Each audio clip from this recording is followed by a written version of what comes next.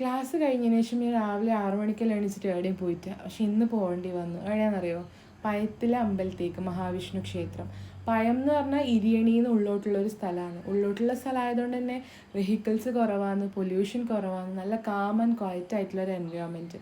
അമ്പലമാണെങ്കിലും അതെ, ആൾക്കാർ കുറവ്, ബഹളങ്ങൾ കുറവ്, നല്ല സമാധാനം.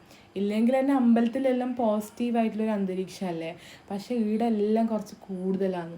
അങ്ങനെ ആരുമില്ലാത്തതുകൊണ്ട് തന്നെ ഞാൻ കുറച്ച് ഫോട്ടോസ് വീഡിയോസ് എല്ലാം എടുത്തു ഇൻസ്റ്റാഗ്രാമിൽ സ്റ്റോറി ഇട്ടിട്ടുണ്ട്, എല്ലാവരും നോക്കണേ. പിന്നെ കുറച്ച് ലേറ്റായി, നമ്മ വേഗം വന്നു. പൂജക്ക് നമ്മൾ കുറേ വെയിറ്റ് ചെയ്തു. പിന്നെ പൂജയും കഴിഞ്ഞ് പ്രസാദം എല്ലാം എടുത്തിട്ട് വഴിപാടും കഴിച്ചിട്ട് അവിടെ നിന്ന് ഇറങ്ങി. ഞാൻ വീട്ടിലെല്ലാം രാവിലെ എണീച്ചപ്പാട് ചായ കുടിക്കും, അത് പിന്നെ 10 മണിക്കാണെങ്കിൽ ആ എണീച്ചപ്പാട് തന്നെ കുടിക്കും. പക്ഷേ ഇപ്പോൾ എണീച്ചിട്ട് ഒരു 3 മണിക്കൂർ ആവാനായി ചായ കുടിച്ചിട്ട്, ഞങ്ങൾക്ക് പൈച്ചിട്ട് ചെയ്യുന്നില്ല. അത് നമ്മൾ അവിടെ നിന്ന് വേഗം പോയി ഒരു വെജ് ഹോട്ടലാണ് ലക്ഷ്യം. വെജ് ഹോട്ടലിൽ മസാല ദോശ കഴിക്കണം. പക്ഷേ ഭാഗ്യമാണോ ഭാഗ്യക്കേടാണോ എന്നറിയില്ല, മസാല ദോശ ഉണ്ടായിട്ട് അവിടെ പൂരി മാത്രമേ ഉണ്ടായിട്ടു. സാറില്ല, പൂരിയും കഴിച്ചിട്ട് അവിടെ നിന്ന് ഇറങ്ങി. പിന്നെ നമ്മൾ അടുത്ത് പോകുന്നത് നീലേശ്വരത്ത് മന്നംപുറത്ത് കാവ്. അവിടെ ഞാൻ കൂടുതൽ വീഡിയോസ് ഒന്നും എടുത്തിട്ട് അവർ പറഞ്ഞു പെർമിഷൻ ചോദിക്കണമെന്ന്. പിന്നെ ഞാൻ ചോദിച്ചു വേണ്ടപ്പാ എന്തിനെന്ന്. അങ്ങനെ ഉച്ചക്ക് ചോറ് കഴിക്കാൻ വേണ്ടി ഒറിക്സിൽ പോയി. അത്യാവശ്യം ഡീസൻറ്റ് ഫുഡ്, കുഴപ്പമൊന്നുമില്ല. പക്ഷെ ഭയങ്കര ലാഗായിരുന്നു, കുറേ ലേറ്റായി ഫുഡ് കൊണ്ടുവരാൻ.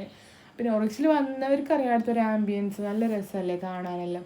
നല്ലോണം വയറ് ഫില്ലായി, പോയ പാടന്നെ വീട്ടിൽ ഉറങ്ങണം എന്ന് വിചാരിച്ചിട്ടാണ് പോയത്. അതേപോലെ സംഭവിച്ചു.